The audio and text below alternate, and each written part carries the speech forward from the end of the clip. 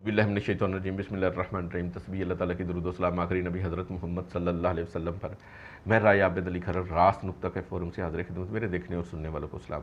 आज का हमारा मौजू है कि बैरून मुल्क से तलाक कैसी भेजी जाती है, बैरून मुल्क से तलाक भेजने का तरीका क्या है, क्या बैरून मुल्क मुकीम शौहर अपनी बीवी को पाकिस्तान में तलाक भेज सकता है, क्या शौहर बैरून मुल्क रहकर पाकिस्तान से तलाक मुअस्सर सर्टिफिकेट हासिल कर सकता है, क्या ऐसी तलाक स्टाम्प पेपर के ऊपर होगी।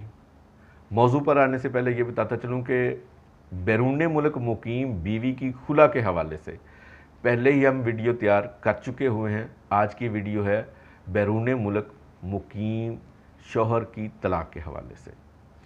तलाक का अख्तियार शौहर के पास, खामद के पास है। वो किसी भी वक्त तलाक दे सकता है, पाकिस्तान में बैठकर या पाकिस्तान से बाहर बैठकर।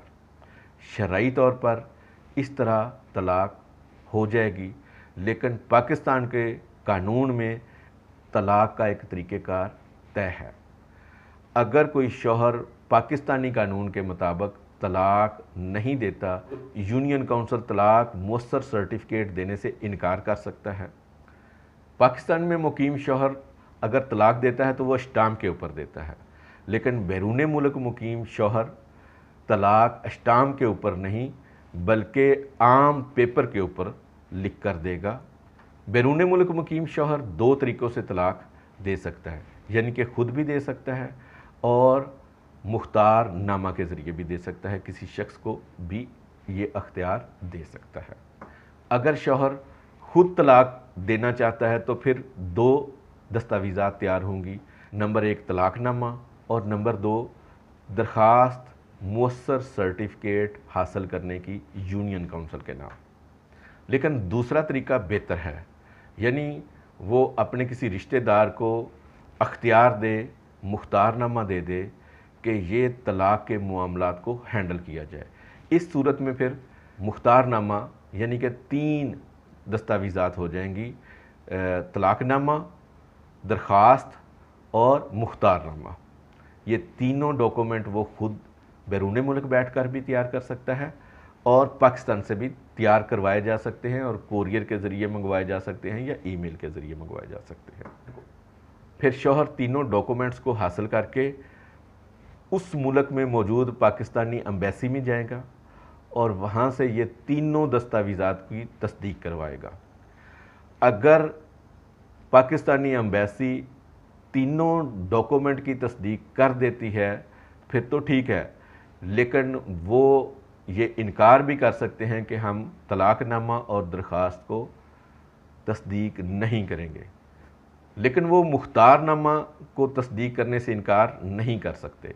इसलिए मुख्तारनामा में ये 2 लाइनें भी लिख दी जानी चाहिए कि मैं अपनी बीवी को तलाक दे रहा हूँ और साथ ये भी कि यूनियन काउंसिल के नाम मैंने तलाक मुअस्सर सर्टिफिकेट हासिल करने के लिए दरख्वास्त भी लिख दी है।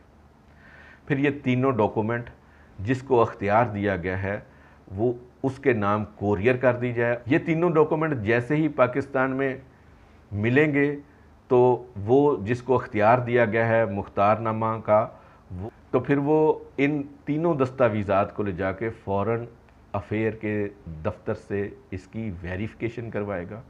यूँ ये तीनों डॉक्यूमेंट लीगल हो जाएंगे, किसी भी जगह पे पेश किए जा सकते हैं, इससे तलाक दी जा सकती है। वो नोटिस बीवी को और यूनियन काउंसिल को भी दिए जा सकते हैं, तलाक मुअस्सर सर्टिफिकेट भी हासिल किया जा सकता है।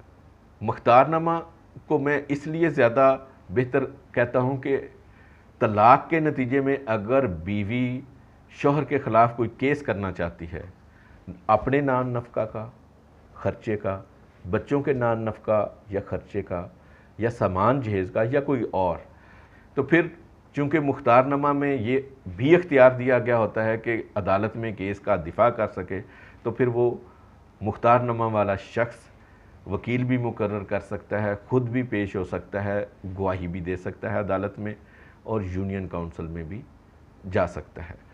راست نقطہ یہ ہے کہ بیرون ملک مقیم شوہر پاکستان آئے بغیر اپنی بیوی کو، چاہے وہ پاکستان میں موجود ہے یا پاکستان میں موجود نہیں ہے، وہ بھی بیرون ملک رہتی ہے، کو طلاق دے سکتا ہے، اور اگر ڈاکومنٹ احتیاط سے تیار کیے گئے ہوں، مہارت سے تیار کیے گئے ہوں، تو مؤثر سرٹیفکیٹ حاصل کر سکتا ہے بغیر کسی اعتراض کے، بغیر کسی دقت کے۔